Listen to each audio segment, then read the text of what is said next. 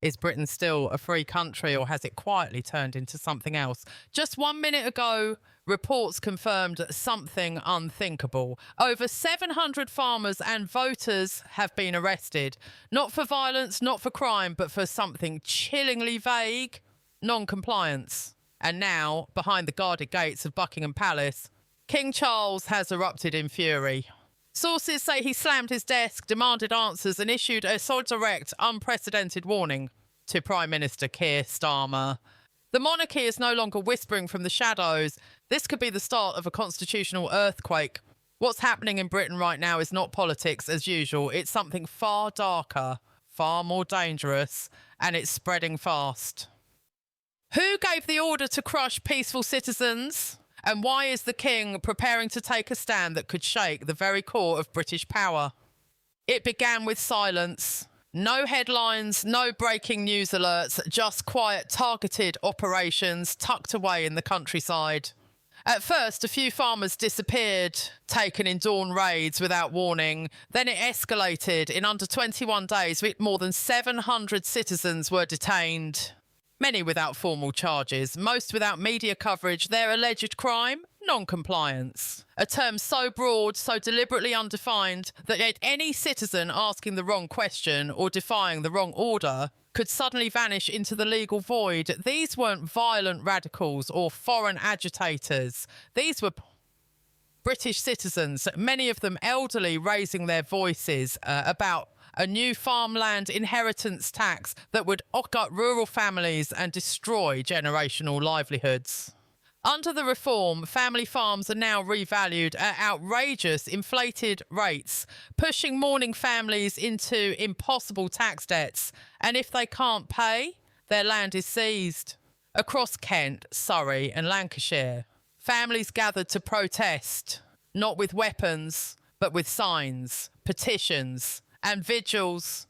But Starmer's government didn't respond with negotiation. They responded with riot police. Helmeted squads descended on peaceful towns, dragging men, women, even children into vans. Social media exploded with footage, tractors blockading roads, elderly farmers chained to gates, and teenage volunteers screaming as they were pulled away. In one now infamous clip, a mother holds her crying child as officers cuff her wrists for obstructing policy enforcement. Her crime? Handing out leaflets at a village fair. This crackdown isn't about law and order, it's about control. A chilling message sent across Britain: you will obey or you will disappear. And yet this wasn't just a regional issue. The storm reached Buckingham Palace, where King Charles reportedly viewed hours of protest footage. Insiders claim he was shocked to his core. In a rare act of open defiance, the king called a midnight meeting with senior advisors and watched clips from Essex, Devon and the Midlands. One aide described the moment he saw an 84-year-old World War II veteran being dragged from his home for refusing to sign a government form. The king, usually composed, allegedly stood up and yelled, "This is not my Britain!" And that's when everything changed. Reports say Charles picked up the phone and called Starmer directly, not for pleasantries, but to deliver a personal, powerful warning. We don't know the exact words, but what we do know is this. For the first time in decades, a British monarch is threatening to speak out against an elected government. Oh, why now? Why this law? And who is really behind this campaign of quiet suppression? What is Starmer hiding? And how far will he go to silence the truth? For decades, the British monarchy has remained a symbol of stability, tradition, and restraint. But what happens when the restraint snaps? According to palace insiders, that moment has arrived. Following the disturbing images of farmers, veterans, and grieving mothers being arrested for so-called non-compliance, King Charles has reportedly entered a state of royal outrage, not seen in living memory. Sources say the king was not merely upset, and he was incandescent, calling the government's actions a desecration of the British spirit. Late-night meetings erupted inside Buckingham Palace. The mood was no longer ceremonial, it was revolutionary. High-ranking advisors, senior legal scholars, and even former military commanders were summoned to secret strategy briefings. And for the first time since his coronation, Charles is said to have questioned whether his role as a neutral monarch could survive this moment of crisis. According to one palace source, the king believes the government is testing the nation's breaking point, and he's starting to believe he may have no choice but to act. The tension escalated further after a second wave of arrests targeted veterans groups, church-led aid circles, and even school teachers involved in rural resistance networks. In Yorkshire, police stormed a community centre during a town hall meeting, detaining 22 citizens, including a retired RAF pilot and a headmistress. Their offence? Planning a petition. Footage of the raid reached the king before it reached the press. That's when insiders claim Charles issued a chilling ultimatum to his inner circle. If Starmer continues down this path, we may be watching the death of British democracy in real time. But the royal family isn't unanimous. While some palace officials push for caution, others are urging Charles to use his moral authority to send a message the entire country and the world cannot ignore. One advisor reportedly told him, "Your silence now may be interpreted as agreement." The question now haunting the monarchy is not whether Charles can act, but whether he dares to. And this time, it's not just whispers behind palace walls. Civil society groups, human rights organisations, and former politicians are publicly pleading with the king to break his silence. In an open letter signed by 120 former MPs, legal scholars and church leaders, they wrote, "Your Majesty, the soul of the nation is bleeding. The time for quiet concern has passed. We implore you to speak." And while Downing Street remains tight-lipped, Starmer's inner circle is reportedly fuming over the king's involvement. One unnamed government strategist was quoted saying, "The crown is overstepping. If Charles wants a war of legitimacy, he'll get one. This isn't just political tension anymore. It's turning into a clash of institutions, a constitutional confrontation that could ripple through history." Meanwhile, across the country, the people are choosing sides. Outside Buckingham Palace, peaceful demonstrators now gather daily, holding up signs that read, "Speak now or abdicate." In Edinburgh, a royal historian gave a televised speech warning that if Charles remains silent much longer, he risks becoming irrelevant in the eyes of the people he swore to serve. Yet behind the grandeur of the palace gates, the king is reportedly haunted by a single agonising dilemma. If he does nothing, what kind of monarch is he? But if he speaks, does he break the very oath that defines his crown? And so the country waits. The monarchy waits. The farmers, the mothers, the elected citizens, all of them wait. Because one move from the king could reshape the entire balance of power. But while Charles wrestles with conscience, Starmer is already on the move. While the nation reels from the wave of arrests and the king grapples with his conscience, Keir Starmer is not retreating, he's advancing. Behind the scenes, away from cameras and press conferences, the government is building something even more sinister. A silent architecture of control, calculated, covert, and already operational. What began with riot squads and farmland seizures is now evolving into something far more sophisticated, Britain's first shadow state. According to a string of internal memos leaked by whistleblowers within the civil service, Starmer's administration is rapidly expanding its emergency powers infrastructure, establishing covert surveillance operations and stabilisation units in regions deemed politically volatile. These memos, marked urgent and classified, outline a blueprint for long-term governance through crisis, including psychological profiling of dissenters, digital speech suppression, and legal mechanisms to target individuals before they commit a crime, all under the pretext of national stability. One memo from the Ministry of Digital Affairs outlines a pilot programme to track online sentiment in real time, using AI tools to flag emerging subversive narratives. Citizens who post or share destabilising content may be quietly added to a digital risk watch list, triggering home visits, employment reviews, or even bank freezes. It's already happening. One father in Bristol reported that his online grocery delivery account was suddenly deactivated after he shared footage of a local protest. A teacher in Nottingham was fired after liking a tweet that criticised the farmland tax. A university student in Glasgow found herself barred from campus events after being accused of platforming anti-government rhetoric. This isn't hypothetical. This is reality. Digital blacklists, silent penalties and invisible chains are now tightening around the public's throat. But it doesn't end there. In rural areas where resistance is strongest, the government has deployed unmarked tactical teams dressed as utility workers, telecom agents, even surveyors, who are actually conducting surveillance and intelligence gathering. Farmers in Northumberland reported strange men loitering near their properties with clipboards, asking questions about soil use and local activism. Days later, 2 brothers were arrested for organising unauthorised agricultural disruptions. Their crime? Planning a tractor rally. In the cities, a new breed of enforcement is emerging. Civil compliance officers. Not police, not military. Something in between. They carry no traditional uniforms, but they do carry badges, body cams and warrants that allow them to enter homes without cause under emergency public order legislation. Over 200 such officers have already been deployed in Birmingham, Manchester and Leeds. The government claims they're part of a civic support programme.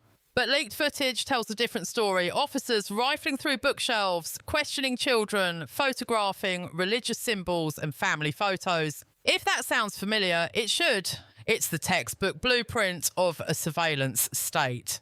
And now it's wearing a British badge. But the most disturbing development so far is what insiders are calling the Phoenix Directive. A confidential document obtained by investigative journalists outlines a worst-case scenario plan. If public resistance becomes too coordinated or emotionally viral, the government will initiate temporary martial oversight of certain regions. This would include curfews, communication blackouts, drone surveillance, and the activation of dormant military facilities to house disruptive actors. In other words, camps. Already, an abandoned RAF base in Cambridgeshire has been reclassified as a stabilisation facility. Nearby residents have seen barbed wire go up, supplies being delivered at night. No one knows who's inside. No one knows who's allowed to leave. Meanwhile, public protest is being slowly choked out. Parliament Square has been cordoned off for repairs. Major demonstration permits are being denied without explanation. And a new law quietly passed in an emergency session now classifies certain protest tactics, including standing in silence for longer than 30 minutes, as extended obstruction, punishable by fines, surveillance tagging and potential detention. Starmer has not apologised. He's doubled down. In a speech to senior party members leaked to the press, he stated, "The people don't know what they want. Stability requires leadership, not permission." And with that, the room reportedly applauded. Permission. That word alone should terrify every citizen, because under this new regime, your freedom to speak, move, question, or simply exist as an independent thinker is no longer protected. It's permitted until it's not. But in this growing darkness, resistance is not fading. It's mutating, expanding, becoming smarter. Networks of whistleblowers have begun coordinating with legal watchdogs to track unlawful arrests and disappearances. Encrypted forums are sharing real-time updates about detainment sites, hidden surveillance units, and suspicious civil officers. These platforms, once niche and scattered, are now gathering thousands of users per day. Local communities are taking IDIS into their own hands. Not with violence, but with mutual protection pacts. In parts of Wales, if an arrest is attempted, an entire neighbourhood will emerge within minutes. Phones recording, eyes witnessing, refusing to let silence swallow another voice. In Sheffield, churches are doubling as underground legal hubs, providing emergency shelter and counsel for the targeted. One vicar was quoted saying, "If the law turns unjust, we answer to a higher one." And amidst all this, King Charles watches. Every report, every clip, every petition crossed his desk. But with the government now accusing him of interfering, the tension is escalating. Constitutional crisis is no longer a possibility. It's a countdown. Because the government has made its move and now the nation waits for the king's next word. But what if the king stays silent? What happens when the last line of moral defence refuses to speak at all? The silence is deafening. As the country convulses with fear, rage and resistance, one voice remains conspicuously absent. King Charles, the symbolic heart of the nation, the monarch bound by tradition, yet now shackled by something far more dangerous, indecision. Inside Buckingham Palace, pressure has reached a boiling point. Senior advisors are split down the middle. Some argue that speaking out would ignite a constitutional war that could unravel centuries of royal neutrality. Others believe silence is complicity, that the monarchy's very survival depends on a bold, moral intervention. A line has been drawn in the marble halls of the palace, not between power and protocol, but between courage and fear. Sources now confirm that Charles has drafted multiple versions of a public address, but torn each one up before it reached the cameras. Not because he doesn't know what to say, but because he knows exactly what it would mean. One advisor was overheard saying, "The moment His Majesty speaks, Britain enters a new era, one where the crown no longer whispers, it roars." But with every hour that passes, that roar dims. And outside the palace gates, the people are growing restless. What began as a scattering of candlelight vigils has transformed into a full-scale national movement. In London, tens of thousands marched in absolute silence past Parliament and the palace. Heads held high, mouths taped shut, carrying one sign: "Where is the King?" Similar marches erupted in Glasgow, Cardiff and Belfast. Across social media, the hashtag number sign Speak Now Majesty has trended for 14 straight days. War veterans, artists, students, single mothers, all crying out not for politics but for principled leadership. In a country that once prided itself on its stiff upper lip, a dam has broken. But the regime is pushing back harder than ever. This week alone, over 140 new arrests were made during community organising meetings, not protests. Meetings! A children's author in Bath was detained for distributing inciting literature. Her crime? Writing a short story for 8-year-olds about standing up to injustice. A nurse in Liverpool was fired after refusing to report her colleague for expressing anti-government opinions. And in Leicester, 2 teenage sisters were taken into custody for helping their grandmother print flyers about civil dignity. This isn't law enforcement, this is state intimidation. And while international watchdogs are now openly condemning Britain's dissent, Downing Street doesn't flinch. In a recent closed-door strategy session leaked through a courageous mole, Starmer allegedly said, "Let them protest, let them cry, but when they're tired, they'll obey." The arrogance in that statement has become a rallying cry across resistance networks. And with the king still silent, an alternative figure has started to rise. Not a royal, not a politician, but the people themselves. Across the UK, citizen assemblies are forming, declaring their right to self-representation. They're writing charters, organising volunteer-led aid hubs, even launching shadow legal networks to counteract the abuses of emergency courts. One assembly in Cornwall publicly declared itself a free civil zone, daring the government to cross the line. Starmer responded with a blackout, cell service dropped, power was cut. Still, the people stood their ground. This is no longer protest. This is a non-violent uprising. And yet, through it all, King Charles watches, torn between the oath to remain above politics and the screaming conscience of a country betrayed. One former aide put it best, this isn't about politics anymore, it's about the soul of the nation, and the soul is breaking. Every hour that passes, the cost of silence grows. The monarchy's credibility, is eroding. If Charles waits too long, his voice, no matter how noble, may arrive to an empty, disillusioned audience. The window to act is not closing, it's staging and it's slamming shut. But what could that action even be? He doesn't need to sign laws or command armies. What he needs is to speak to the people plainly, powerfully, without fear, to remind the nation that they are not subjects of tyranny, but citizens of a proud democracy. To affirm that freedom is not a privilege to be granted, but a right to be protected. A simple address, a firm sentence, a line drawn in the sand. That is all it would take to awaken the moral compass of a fractured nation. But as of now, the cameras are still off, the microphone is still cold, the palace windows remain shuttered, and the people, they're still marching, they're still chanting, and their voices grow louder with every step. Where is the king?